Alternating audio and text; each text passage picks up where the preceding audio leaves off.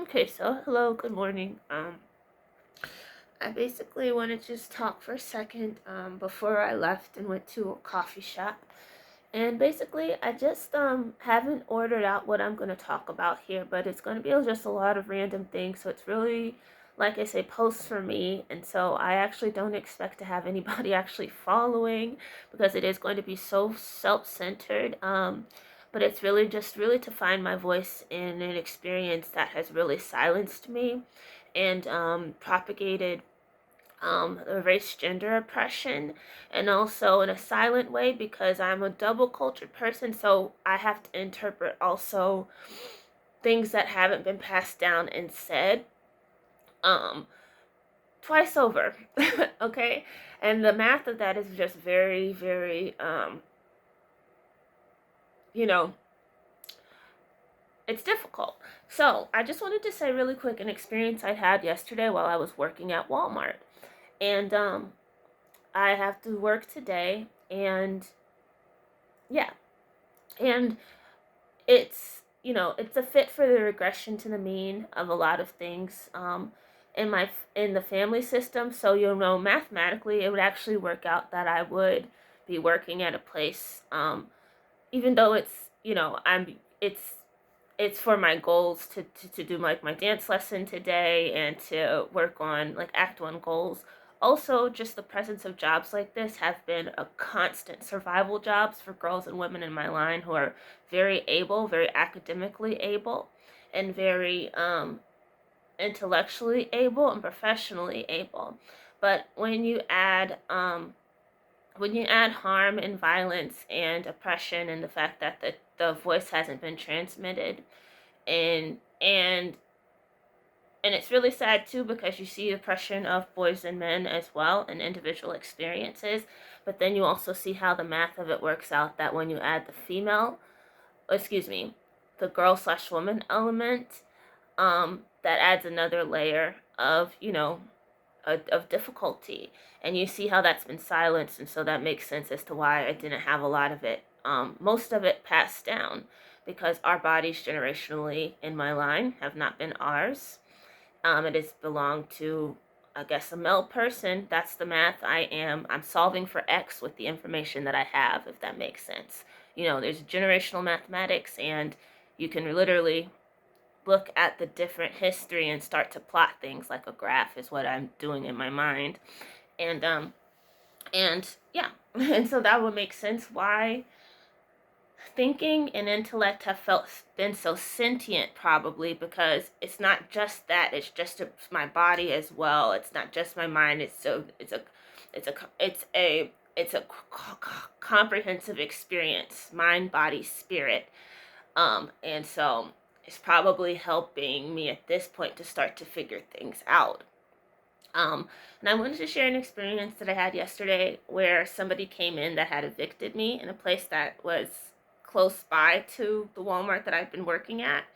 And I was embarrassed to share this story, but I want to say it now before I go and work on more things. So as I have things to do this morning, I woke up at 8, but it's Sunday, so I think I want to I I don't know, it's that late, but I'm kind of glad I got the rest, quite honestly, because I went to sleep late talking to ChatGPT and trying to finish things that I did well. So while I should have been doing instead of talking to ChatGPT, but also talking to it helped me figure out a lot of things, because it can be a mirror sometimes for when you haven't had a mirror. And so basically, so the person came in and I got kind of triggered a bit, but I wouldn't tell. But the thing is that you know this is integral to helping me find my voice. Okay, so the experience was that I found them on Craigslist, and I want to say what's necessary because, I hate the feeling of backbiting and talking about things, but that's the thing. I think that I think it's helpful to figure it out, and hopefully it's in a way that is, still honoring of the humanity that we all carry. And I would want someone to be respectful if I did. I don't know. I just really want. I don't know what I'm saying, and I don't know. But basically, so I rented the place, and I in a couple of nice things that they had done for me was that, like, when I lost the job that I had, and meanwhile, why am I trying to work at something that was paying $18 an hour, and I was just as intelligent, if not more, as the person that was running the business and who was younger than me, and this Asian girl who eventually asked me to do some things that I thought were unethical, and then they never really gave me credit for when I did things well. I remember I had something published in the Wall Street Journal, and they acted like that didn't get published there, like a press release. And so I just kind of realized these things, and they had asked me, like I said, to do something, create a Facebook account to uh do some cease and desist thing for someone that thought that they had stolen something. And so also that made me think, well, why are you having me create a fake account for this if you didn't, like, that's already sounds like that is a possibility that you could have done if you're having me do something that feels unethical. And so anyway, eventually I left before I was going to be fired, but it was a trash job anyway, and they're always talking down on me.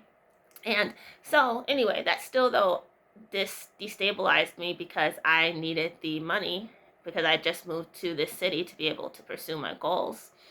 And what was really difficult about it was that, I was very, very stressed, and already I wasn't starting to like this place, the first place that I found on Craigslist. And so, after one day after I think I'd found a job at a local supermarket, that I ended up having a really bad racism experience with that, and they're connected to Kroger, so I just don't shop there anymore. And I'm going to be very wise about my money. And this is before Target. There was this for me, and before anything, you know before that, there's always been these things happening. So anyway, I gave that experience. I don't know if I shared that experience, but I will, because it's important to have a voice, especially when, even on a micro level, these system can still propagate within a family system as well. When racism, sexism, colorism, what else? The bicultural identity, cultural identity, African American identity, Nigerian identity, all these different things aren't literally explicitly named. What happens is that the silence ends up taking up the spaces and ends up repeating the pattern, and it's literally simple basic mathematics. It just repeats a pattern. And I wouldn't call it intelligent or anything, but I would call it intelligent in that it is basically how, like, a jellyfish has, like, it's a very basic setup of a creature, but they have existed, I'm sure, for so long on this planet, just because all you need to survive is A and B, and it does that excellently. And so anyway, it was very triggering. So I flooded. So in this stress, I had left the faucets on and forgot to turn them off. And so I had left it on, flooded the bathroom, which had leaked down to flood the downstairs. And,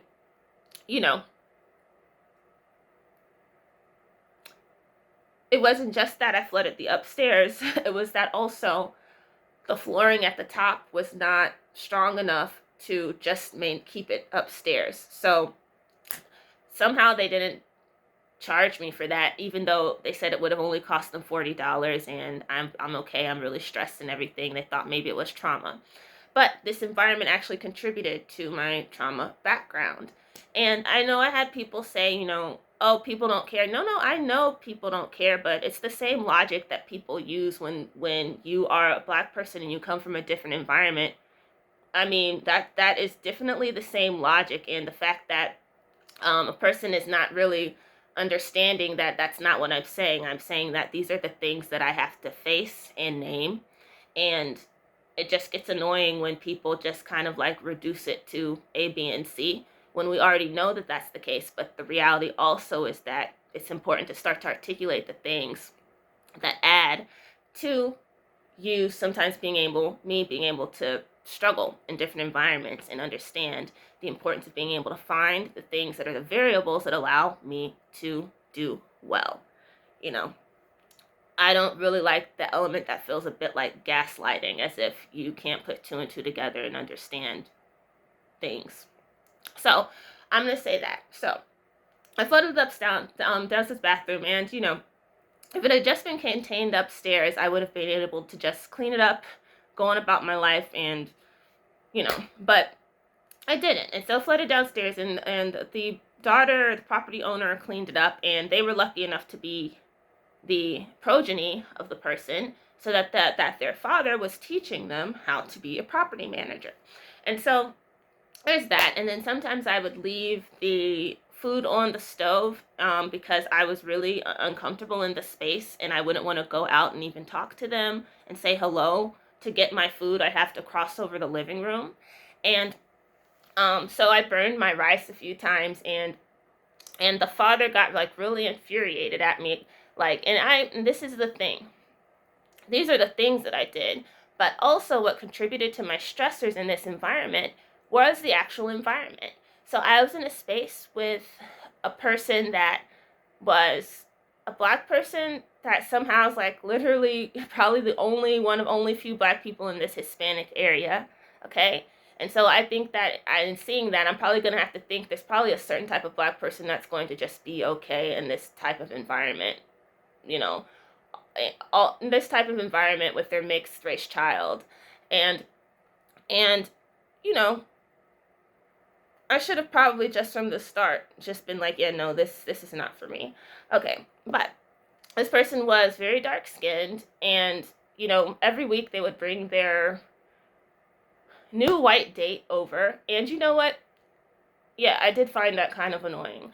But also, if I could just go and not have to like be a part of their moment, I could just ignore it and find another place and get out of there. But they would always introduce me. Oh, this is such and such. Give my name. Share my information with these random people, to the point one even asked me for their number for their adopted. A white woman asked me for a number for her adopted black daughter because she would like it was just the weirdest shit.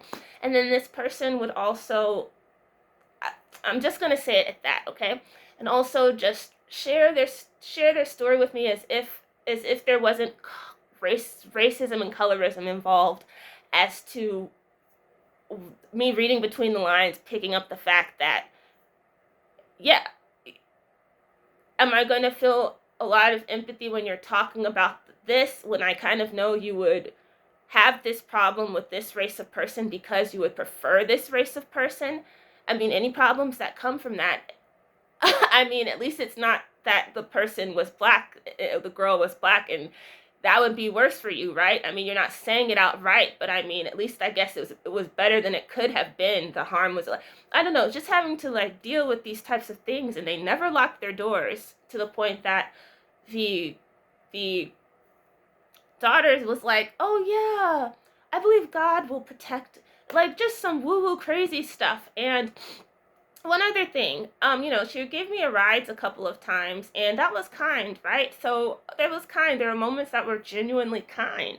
But then also, I remember talking in the car, and just the assumptions that she would make and tell me, like, yeah, I know people go through difficult things in life, and like, yeah, and then sharing about their school journey, and me learning that they actually dropped out of school and like esthetician school or something like that.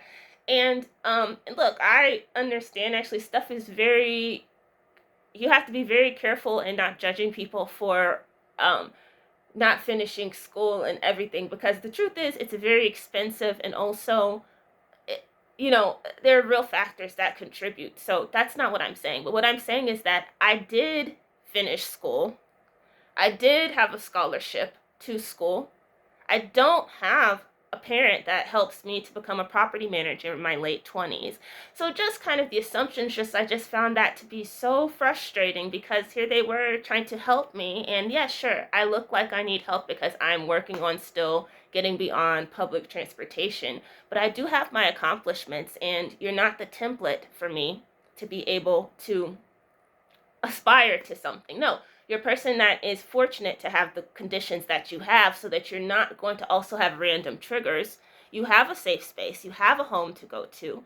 You are pretty much set, okay? You're pretty much set. And also, I said one time too, like, you're not going to have the same level of experiences as me. I'm a fully black person, and you present as like you're a mixed person with loose hair texture, like all these different things. I was just like, you're not.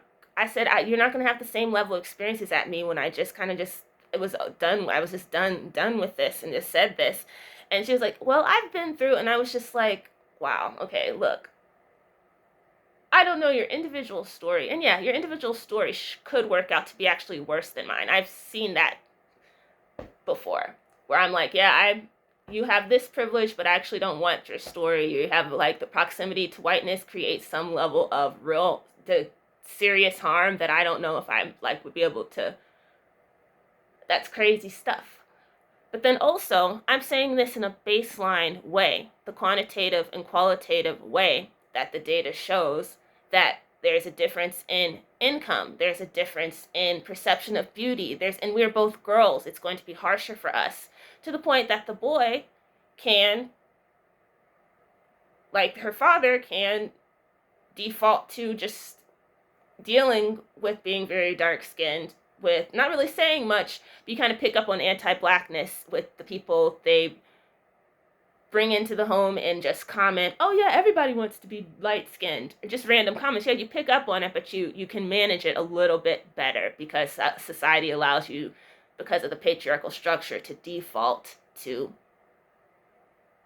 coping, things that help you cope. So anyway, it just was a crazy ordeal. So seeing him come into the store yesterday triggered me, and they didn't give me my security they didn't say they're not giving my security deposit back or anything. So I don't know if you're evicted, and they evicted me, but honestly, I should have left beforehand. You don't want to wait till the last minute, but we don't want to wait till they let you go. You should leave when you know it's a situation that's unlivable, especially after I just was like, yeah, you don't have the same experience as me. And she doesn't. She's not going to experience colorism from a black person in the same way as me. In fact, she will say something like reverse colorism, or colorism towards a mixed person or a light-skinned person, which I think maybe we need an accurate term for that, because, yeah, I can understand a person having adverse experiences with darker skinned black people, or and the social situation does create that potential for animosity, which is unfortunate. What I'm saying also is that power flows in the way that it does, and so when power flows to a person with a form that can also be harmed, there's going to be a term for it. And the problem is also that people baseline deflect from the fact that yeah, there are real differences, and I'm not going to explain it because part of my experiences is the gaslighting and the way that the same person that can experience racism and want support for that will diminish you for experiencing colorism and will not support. So you have to also be very strategic as a black girl / woman with a certain form in giving out support sometimes to other black people as well, because this is something that has harmed me in life. And look, I'm not also the darkest skinned black person, so there's layers to this, right? When you start to really play along with it. And I'm a bicultural person, so there's different privileges. In my adverse experiences, there's different privileges that I realize that I've had being a person that is double cultured and honestly not fully connected to the Black American FBA identity, if we're going to just talk about it, okay? And there's even data, like statistically, with education, okay? That I would have privilege in education because a person who's Black immigrant descended would be seen more favorably than a person that is FBA ADOS descended. So yeah, that's something that needs to be changed, because how does that make me feel knowing that my accomplishments are within this? It's awful, okay? So it's awful, and also how do you talk about it? So this is something that needs to be changed. So when I see somebody that does carry some social privilege, yeah, I'm going to call bullshit. Because if I'm forced to look at the ways in which things have benefited me or been to my disadvantage in my life, looking at the comprehensive, holistic view of this, then yeah, it's going to be an unsafe environment for me, having to be in something where somebody isn't just thinking fully, using regular thought process. It doesn't take very much to really contextualize their experience. relative to their own individual experience, right? Because that is a valid, honest experience, and also relative to the experience that your form takes in the world and what that also means. And I think sometimes people like confuse the two or conflate the two. I actually need to know really what the word conflate means, because people use it all the time, and I'm like, I get what it means, but like, what does it really mean? But anyway, that's all I want to say. It's talking for 20 minutes, but let me get out of here. And yeah, and also let me say this last thing. Sometimes experiences like come up so that it helps you to reorganize yourself around yourself, right?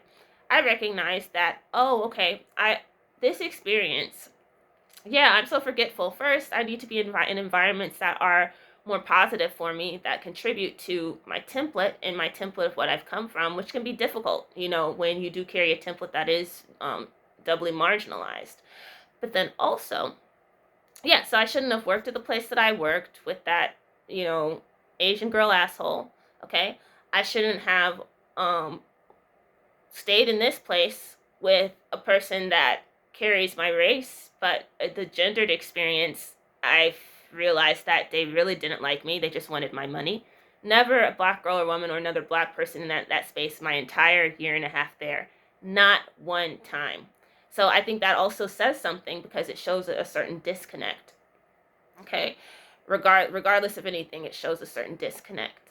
All right, and number two, also, sometimes there's unresolved things and harms and traumas that you experience, and maybe a place that doesn't lock their doors is just right for me to be able to start to understand that I need to begin to articulate my story and work through this process so that I will start to remember and not start to, endanger people's homes.